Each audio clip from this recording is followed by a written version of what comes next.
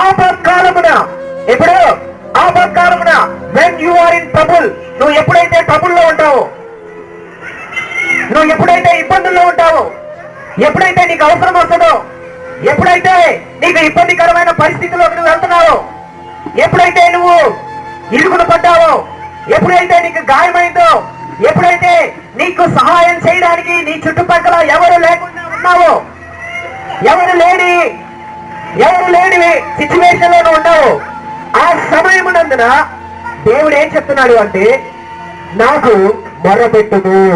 ఏం చేయమన్నాడండి? నాకు మొరపెట్టుము.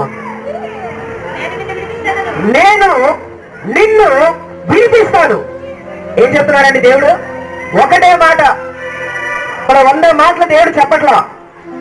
ఏమని అన్నాడంటే, నేను నిన్ను విడిపిస్తాను.